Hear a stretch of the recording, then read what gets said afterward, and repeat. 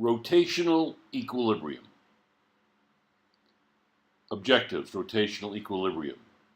Describe how to make an object turn or rotate. Explain what happens when balanced torques act on an object. Describe how to find an object's center of mass. Describe how the center of gravity of an everyday object is related to its center of mass. Describe how to predict whether an object will topple. Explain why the center of gravity of a person is not located in a fixed place. Describe what happens to the center of gravity of an object when the object is toppled. Big idea. An object remains in rotational equilibrium if its center of mass is above the area of support. Push on an object that is free to move and you set it in motion. Some objects will move without rotating, some will rotate without moving, and others will do both. For example, a kick football often tumbles end over end. What determines whether an object will rotate when a force acts on it? Why doesn't the Leaning Tower of Pisa rotate and topple over?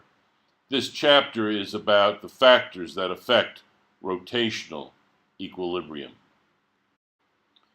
We will see that these factors explain most of the techniques used by gymnasts, ice skaters, skateboarders, and divers.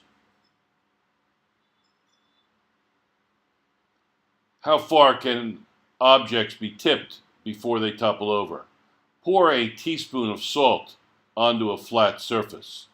Place the base of a small beaker or flat-bottomed drinking glass on the salt. While tilting the beaker to the side, gently work the base of the beaker into the salt. With a little finesse, the beaker will remain leaning when you remove your hand. Blow away as much of the salt as you can without disturbing the beaker. Observing. What prevents the beaker from toppling over? Predicting. What do you think would be the least amount of salt needed to support the beaker? And making generalizations. How can you ensure an object won't topple over? 11.1. Torque. Every time you open a door, turn on a water faucet, or tighten a nut with a wrench, you exert a turning force. These everyday movements are shown in figure 11.1. Torque is produced by this turning force and tends to produce rotational acceleration. Torque is different from force. If you want to make an object move, apply a force. Unbalanced forces make things accurate. To make an object turn or rotate, apply a torque. Torques produce rotation. A torque is produced when a force is applied with leverage. You use leverage when you use a claw hammer to pull a nail from a piece of wood. 11.1. Torques produce rotation. Notes. In Chapter 2, we learned that systems are in mechanical equilibrium when the sum of the forces equals 0. Other conditions for mechanical equilibrium is the rotational part. The sum of the torques equals 0. The longer the handle of a hammer, the greater the leverage and the easier the task. The longer handle of a crowbar provides even more leverage. You use leverage when you use a screwdriver or a table knife to open the lid of a can of paint. A torque is produced when you open a door.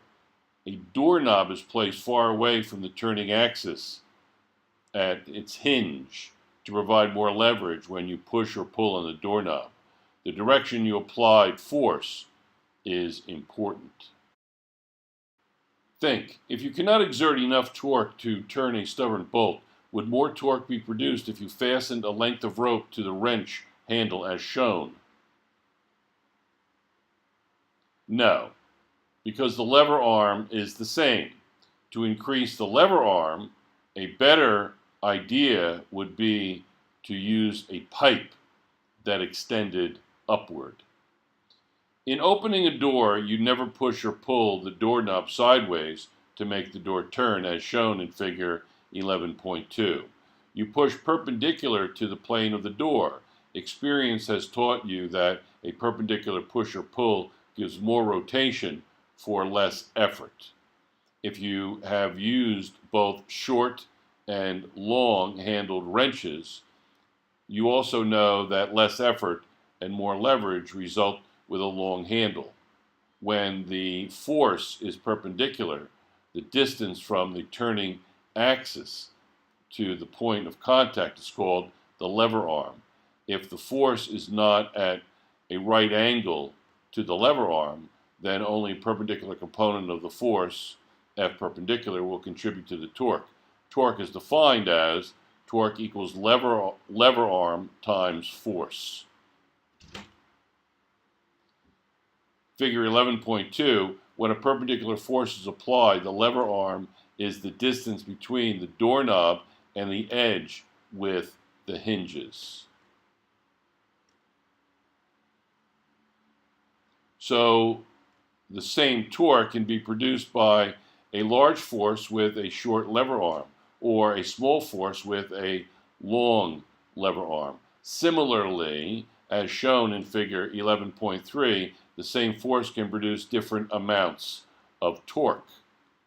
Greater torques are produced when both the force and lever arm are large. Concept check. How do you make an object turn or rotate? Figure 11.3. Although the magnitudes of the applied forces are the same in each case, the torques are different. Remember, torque equals perpendicular force times lever arm. Study this figure very carefully. Can you pull a string without producing a torque? Place a spool of string or thread on a table. For best results, use a spool with rims noticeably wider than its axle. Can you pull on the string without producing a torque? Continued. Pull gently on the string or thread so that the spool rolls without skidding, and its gain in rotational speed is directly proportional to the torque. Predict the effect of pulling the string both ways with the string on the top and with the string on the bottom. Think, is there an angle at which the string can be pulled that will produce no torque? 11.2, balanced torques. Torques are intuitively familiar to youngsters playing on a seesaw. Children can balance a seesaw when their weights are not equal. Weight alone does not produce a change in rotation. Torque does. Children soon learn that the distance they sit from the pivot point is as important as their weight. In 11.4, the heavier boy sits a shorter distance from the fulcrum, turning axis, while the lighter girl sits farther away.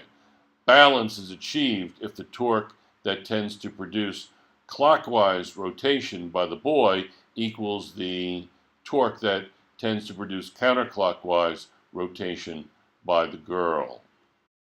11.4. A pair of torques can balance each other. Again, study this very carefully. Do the math. The meter stick is supported at the center, and a 20 Newton block is hung at the 80 centimeter mark. The block hung at the 10 centimeter mark just balances the system. Can you compute the unknown weight by applying the principle of balanced torques? So the problem says, what is the weight of the block hung at the 10 centimeter mark? All right, let's see what the next slide has to say. The block of unknown weight tends to rotate the system of blocks and stick counterclockwise, and the 20 Newton block tends to rotate the system clockwise. The system is in balance when the two torques are equal. When you have the counterclockwise torque and the clockwise torque, you have a balance. So, counterclockwise torque equals clockwise torque. So there's the math, and you're simply going to solve for the perpendicular force counterclockwise. Remember, torque is force times distance, perpendicular force times distance. The lever arm for the unknown weight is 40 centimeters because the distance between the 10 centimeter mark and the pivot point at the 50 centimeter mark is 40 centimeters. Similarly, the lever arm for the 20 Newton block is 30 centimeters because its distance from the pivot point is 30 centimeters. Substituting these values into the question, we determine the unknown weight, and we get 15 newtons. Go through the calculation very carefully and look back at the little illustration that's provided at the problem setup. The unknown weight is thus 15 newtons. This makes sense. Can you tell that the weight is less than 20 newtons because its lever arm is greater than that of the block of unknown weight? In fact, the unknown weight's lever arm is 40 centimeters divided by 30 centimeters, or 4/3 that of the first block, so its weight is 3/4 as much. Anytime you use physics to compute something, consider whether or not your answer makes sense. Computation without comprehension is not conceptual physics. When balanced torques act on an object, there is no change in rotation. Scale balances that work with sliding weights, such as the one shown in figure 11.5, are based on balanced torques, not balanced masses. The sliding weights are adjusted until the counterclockwise torque just balances the clockwise torque. Then the arm remains horizontal. We say the scale is in rotational equilibrium. Concept check. What happens when balanced torques act on an object? Figure 11.5. This scale relies on balanced torques. It's called a triple beam balance, very popular in laboratories, very simple to use. 11.3, center of mass. Throw a baseball into the air and it follows a smooth parabolic path. Throw a baseball hat into the air and its path is not smooth. The bat seems to wobble all over the place, but it wobbles about a special point, as shown in figure 11.6. This point stays on a parabolic path, even though the rest of the bat does not. The motion of the bat is the sum of two motions. One, a spin around this point, and two, a movement through the air as if all the mass were concentrated at this point. This point, called center of mass, is where all the mass of an object can be considered to be concentrated. Figure 11.6, the centers of mass of the baseball and the spinning baseball bats each follow parabolic paths. Location of the center of mass. The center of mass of an object is the point located at the object's average position of mass. The center of the mass of various objects in figure 11.7 is shown by a dot. For a symmetrical object such as a baseball, this point is at the geometric center of the object. But an irregularly shaped object such as a baseball bat has more mass at one end than the other end. So, the center of mass is toward the heavier end. Figure 11.7, the center of mass for each object is shown by the colored dots. Baseball looks like some kind of pyramidal object, and a cone. The center of mass of a piece of tile cut into the shape of a triangle is located on a line passing through the center of the apex 1/3 of the way up from the base. A solid cone's center of mass is 1/4 of the way up from its base. Objects not made of the same material throughout, that is, objects of varying density, may have the center of mass quite far from the geometric center. Consider a hollow ball half filled with lead. The center of mass would not be at the geometric center, rather, it would be located somewhere within the lead part. The ball will always roll to a stop with the center of mass as low as possible.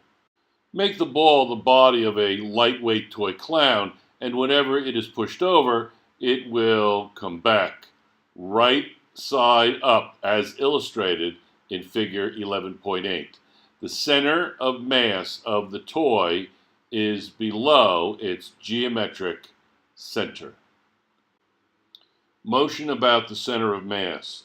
The multiple flash photograph in figure 11.9 shows the top view of a wrench sliding across a smooth horizontal surface. Notice that its center of mass, marked by the white dot, follows a straight line path. Other parts of the wrench rotate about this point as the wrench moves across the surface. The motion of the wrench is a combination of straight line motion of its center of mass and rotation around its center of mass. If the wrench were instead tossed into the air, no matter how it rotated, its center of mass would follow a smooth parabola. The same is true even for an exploding projectile such as the fireworks rocket shown in figure 11.10. The internal forces during the explosion do not change the projectile's center of mass. Figure 11.10, the center of mass of the fireworks rocket and its fragments move along the same path before and after the explosion. Interestingly enough, if air resistance is negligible, the center of mass of the dispersed fragments as they fly through the air will be at any time where the center of mass would have been if the explosion had never occurred. Applying spin to an object. When you throw a ball and apply spin to it, or when you launch a plastic flying disc, a force must be applied to the edge of the object.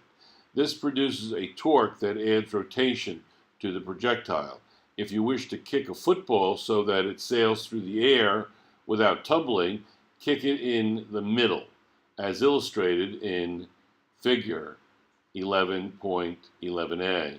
If you want it to tumble end over end in its trajectory, kick it above or below the middle, as shown in figure 11.11b.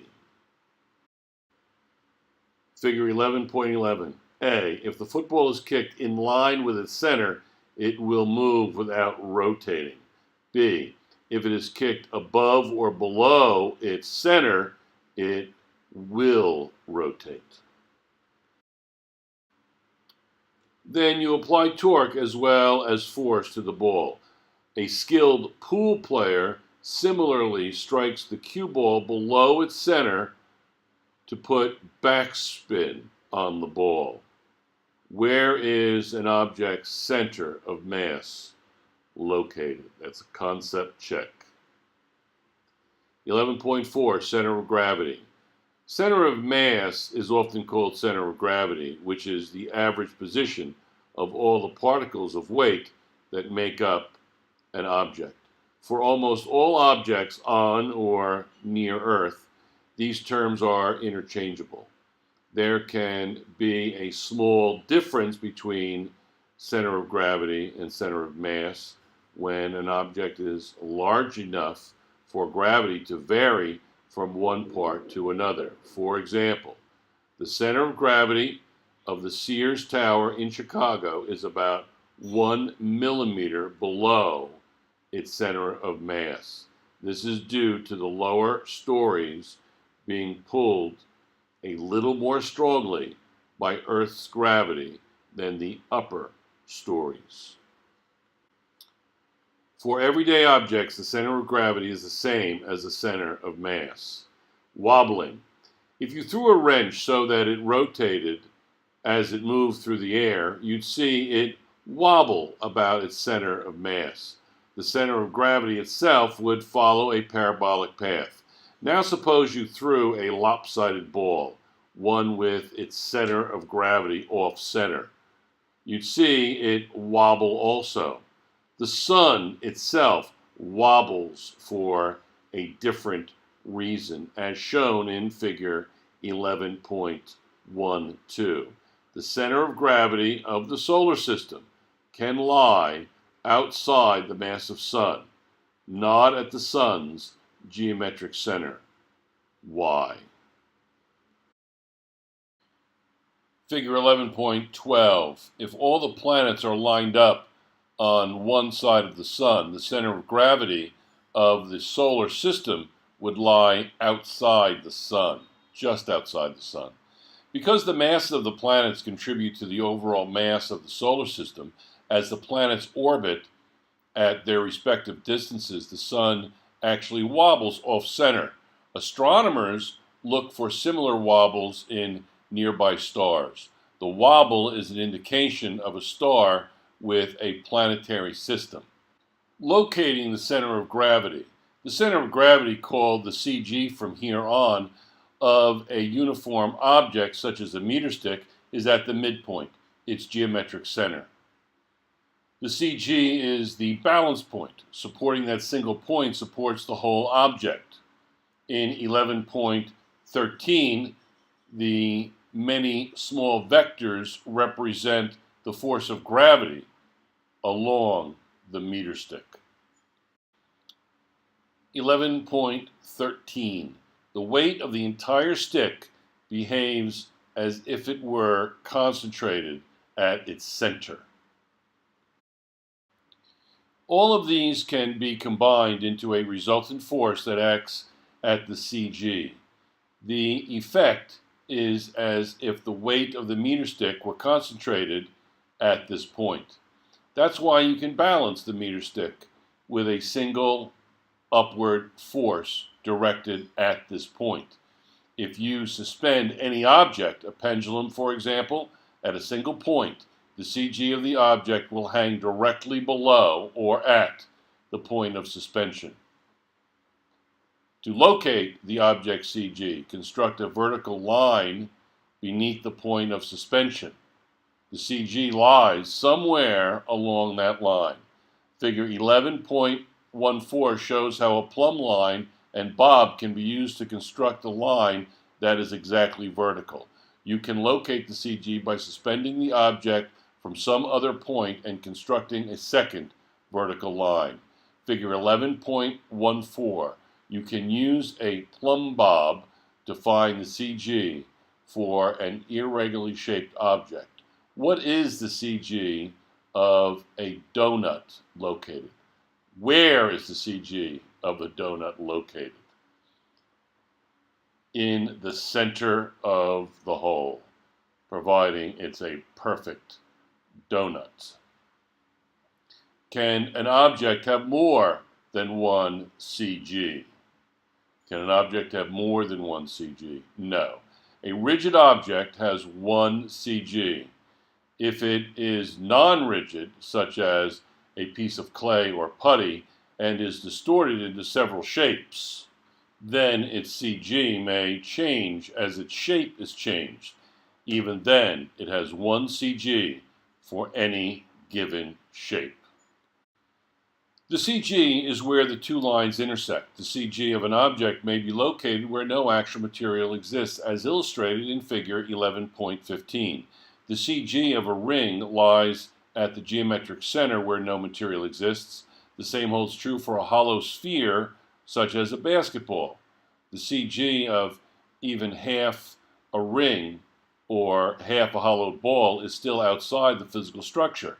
There is no material at the CG of an empty can, bowl, or boomerang. How is the center of gravity of an everyday object related to its center of mass? Figure 11.15. There is no material at the CG of these objects. 11.5. Torque and the center of gravity. Pin a plumb bob to the center of a wooden block and tilt the block until it topples over, as shown in figure 11.16.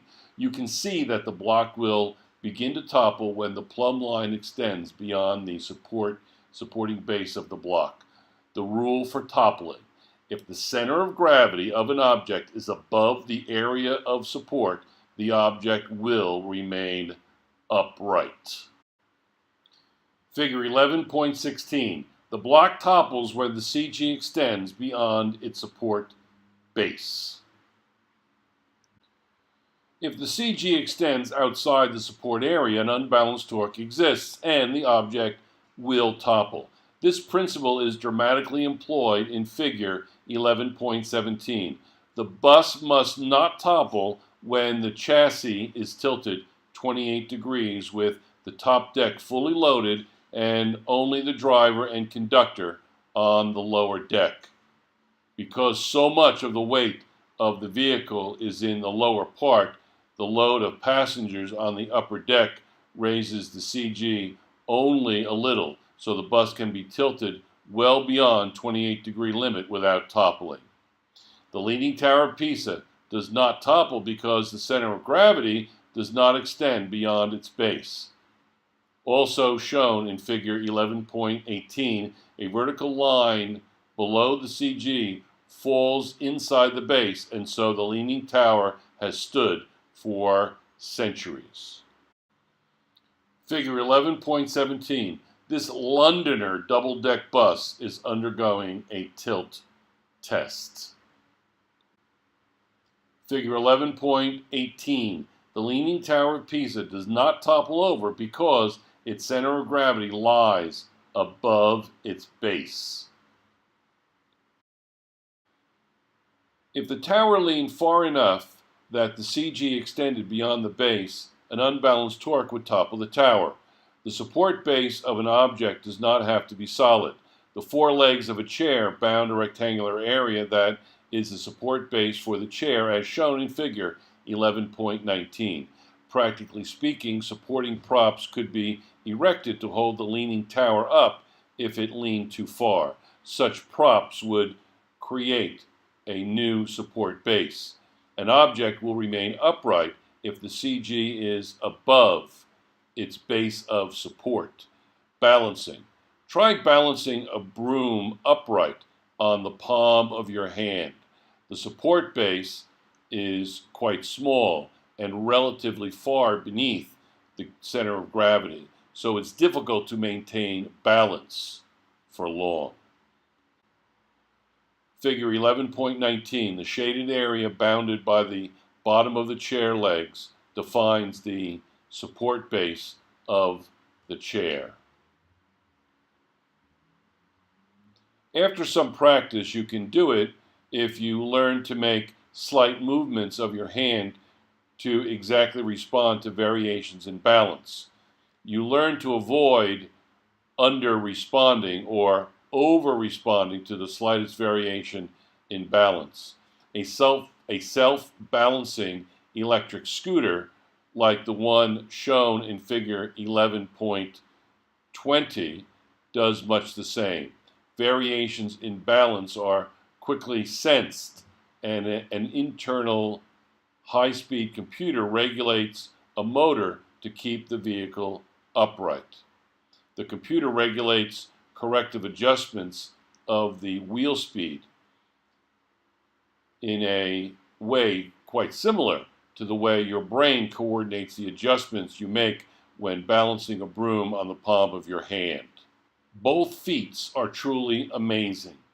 Figure 11.20, gyroscopes and computer-assisted motors in the self-balancing electric scooter make continual adjustments to keep the combined CG of the passengers and the vehicle above the support base. The moon's CG, center of gravity and torque, explain the fact that only one side of the moon continuously faces Earth. Because the side of the moon nearest Earth is gravitationally tugged toward Earth a bit more than farther parts, the moon's CG is slightly closer to Earth than its center of mass.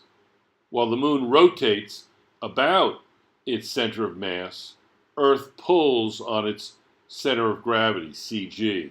This produces a torque when the moon's CG is not on the line between the moon's and the Earth's centers, as illustrated in figure 11.21. This torque keeps one hemisphere of the moon facing Earth, just as torque aligns a magnetic compass in a magnetic field. Concept check. What is the rule for toppling? Figure 11.21. The moon is slightly football-shaped due to Earth's gravitational pull. 11.6. Center of gravity of people. The center of gravity of people is not located in a fixed place, but depends on body orientation. When you stand erect with your arms hanging at your side, your CG is within your body. It is typically 2 to 3 centimeters below your navel and midway between your back and front. The CG is slightly lower in women than in men because women tend to be proportionally larger in the pelvis and smaller in the shoulders. Do males and females have the same CG? 1. Stand erect 2 feet lengths away from a wall and place a chair between yourself and the wall. Bend over with a straight back and let your head lean against the wall as shown.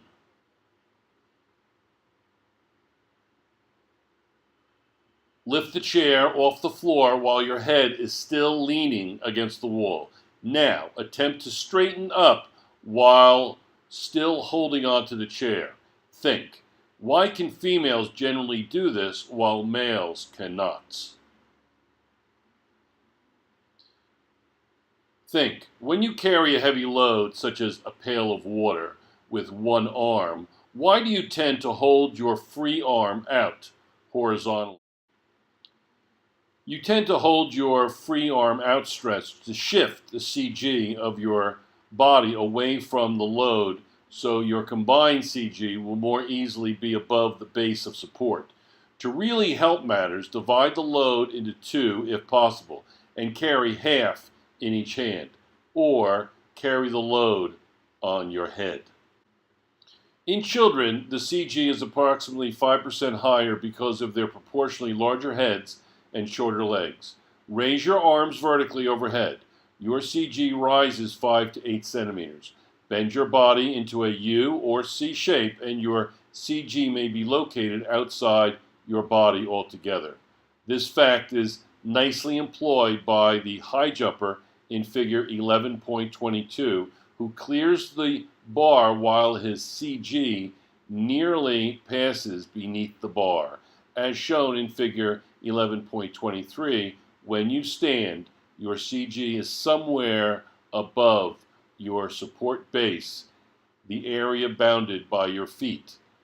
In unstable situations, as in standing in the aisle of a bumpy riding bus, you place your feet farther apart to increase this area. Stand on one foot greatly decreases this area.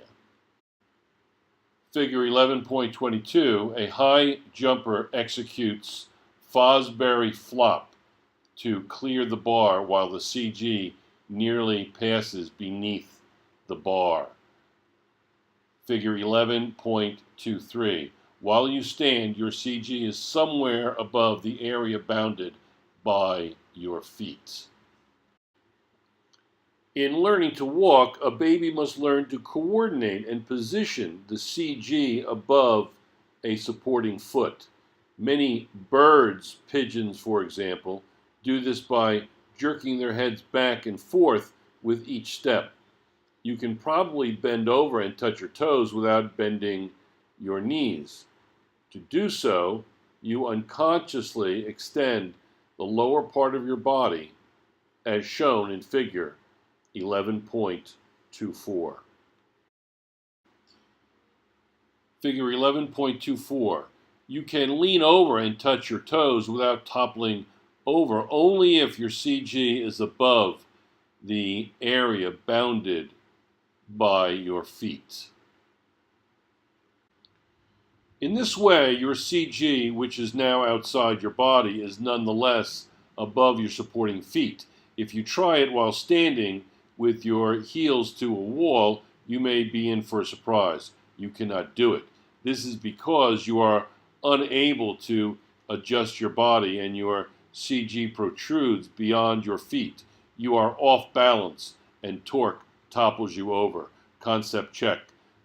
On what does the location of a person's center of gravity depend? Tails linked to biology.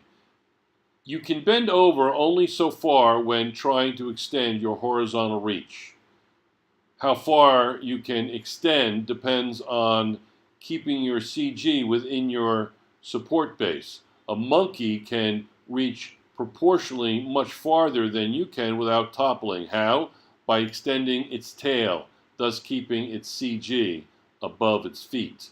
A tail gives an animal the ability to shift its CG and increase stability. The massive tails of dinosaurs tell us that they were unable to extend their heads considerably beyond the support base of their feet. 11.7. Stability. It is nearly impossible to balance a pen upright on its point, while it is rather easy to stand it upright on its flat end, because the base of support is inadequate for the point and adequate for the flat end.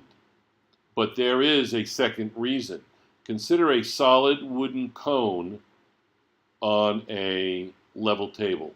As you can see in figure 11.25a, you cannot stand it on the tip, even if you position it so the CG is exactly above its tip. The slightest vibration of air current will cause the cone to topple. The CG of an iceberg is far below the surface of the water it floats upon. Figure 11.25a. Equilibrium is unstable when the CG is lowered with displacement. B. Equilibrium is stable when work must be done to raise the CG. And C. Equilibrium is neutral when displacement neither rises nor lowers the CG. Change in the location of the CG upon toppling. When an object is toppled, the center of gravity of that object is raised, lowered, or unchanged. What happens to the CG of the cone in figure 11.25a when it topples? The answer to this question provides the second reason for stability. A little thought will show that CG is lowered by any movement. We say that an object balanced so that any displacement lowers its center of mass is in unstable equilibrium. A cone balances easily on its base as shown in figure 11.25b. To make it topple, its CG must be raised. This means the cone's potential energy must be increased, which requires work. We say an object that is balanced so that any displacement raises its center of mass is in stable equilibrium. An object that is balanced so that any small movement neither raises nor lowers its center of gravity is in neutral equilibrium. A cone lying on its side, such as the one shown in figure 11.25c, is in neutral equilibrium. Like the cone, the pen is in unstable equilibrium when it is on its point. When the pen is on its flat end, as in figure 11.26, it is in stable equilibrium because the CG must be raised slightly to topple it over. Consider the upright book and book lying flat in figure 11.27. Figure 11.26. For the pen to topple when it is on its flat end, it must rotate over one edge. During the rotation, the CG rises slightly and then falls. Figure 11.27. Toppling the upright book requires only a slight raising of its CG. Toppling the flat book requires a relatively large raising of its CG. Both are in stable equilibrium, but you know the flat book is more stable. Why? Because it would take considerably more work to raise its CG to the point of toppling than to do the same for the upright book. An object with a low center of gravity is usually more stable than an object with a relatively high CG. Objects in stable equilibrium. The horizontally balanced pencil in figure 11.28a is in unstable equilibrium. Its CG is lowered when it tilts. But suspend a potato on each end of the pencil becomes stable, as shown in figure 11.28b. Why? Because the CG is below the point of support and is raised when the pencil is lifted. A pencil balanced on the edge of a hand is in unstable equilibrium. A. The CG of the pencil is lowered when it tilts. B. When the ends of the pencil are stuck into long potatoes that hang below, it is stable because the new CG rises when it is tipped. Some well-known balancing toys depend on this principle. Their secret is that when they have been weighted so that the CG lies vertically underneath the point of support while most of the remainder of the toy is above it. See the example in figure 11.29. A toy that hangs with its CG below its point of support is in stable equilibrium because the CG rises when the toy tilts. The CG of a building is lowered if much of the structure is below ground level. This is important for tall, narrow structures. An extreme example is the state of Washington's tallest freestanding structure, the Space Needle in Seattle, which is shown in figure 11.30. This structure is so deeply rooted that its center of mass is actually below ground level.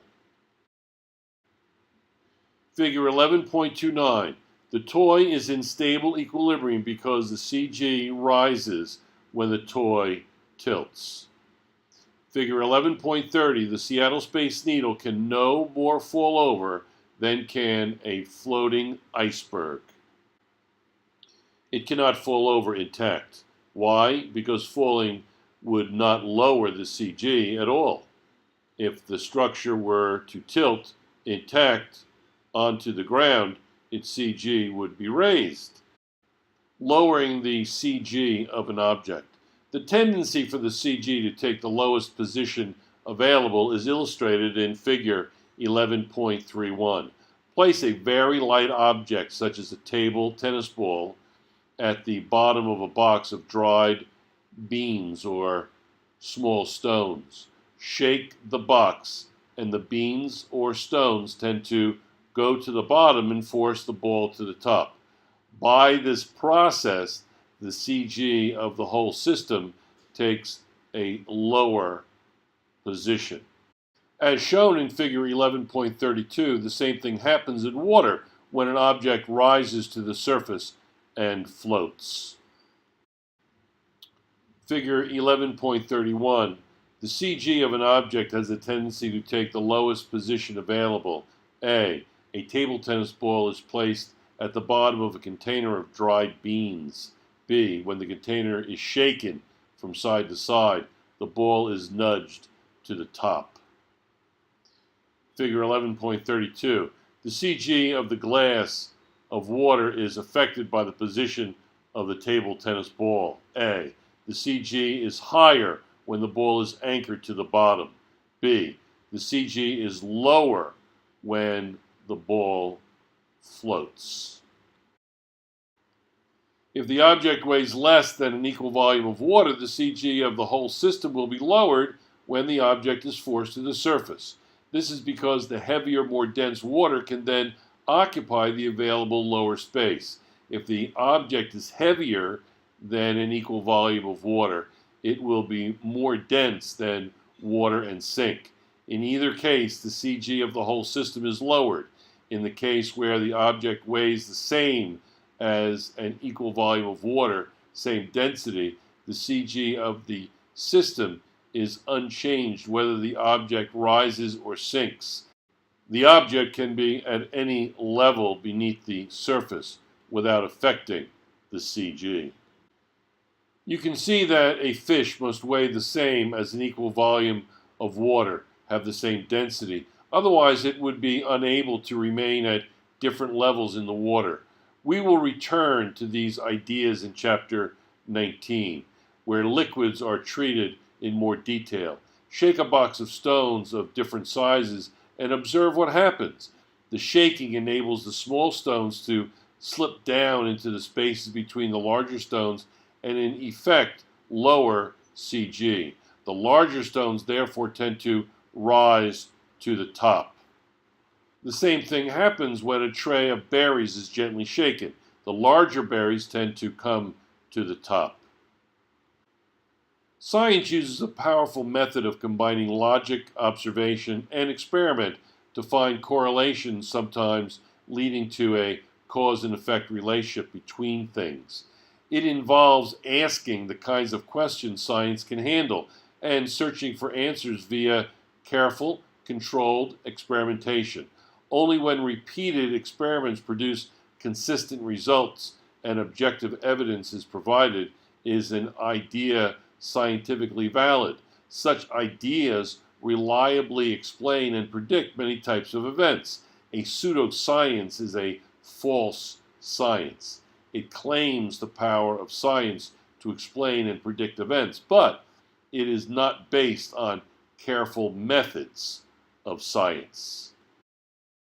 Often, evidence cited in a pseudoscientist to prove his or her case is subjective. Also in pseudoscience, cause and effect relationships may be claimed, but no detailed logical connections can be provided. The danger of pseudoscience is that it can lead us to believe things that aren't true, or make us think we know things we don't.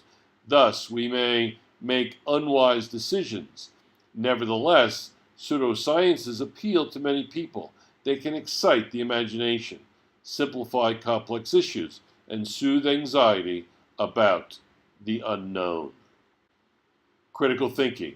Are horoscopes that are seen frequently in newspapers and magazines an example of science or pseudoscience? Explain, how can you identify pseudoscience? You don't need to take a course in physics to know where to balance a baseball bat, how to stand a pencil upright on its flat end, or that you can't lean over and touch your toes if your heels are against the wall. With or without physics, everybody knows that it is easier to hang by your hands below a supporting rope than it is to stand on your hands above a supporting floor.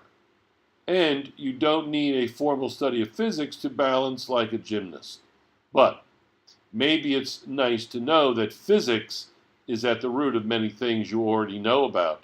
Knowing about things is not always the same as understanding things. Understanding begins with knowledge. So we begin by knowing about things and then progress deeper to an understanding of things. That's where a knowledge of physics is very helpful. What happens to the center of gravity when an object is toppled? Summary: rotational equilibrium. To make an object turn or rotate, apply a torque. When balanced torques act on an object, there is no change in rotation. The center of mass of an object is the point located at the object's average position of mass. For everyday objects, the center of gravity is the same as the center of mass. If the CG of an object is above the area of support, the object will remain upright. The CG of a person is not located in a fixed place, but depends on body orientation. When an object is toppled, the CG of that object is raised, lowered, or unchanged.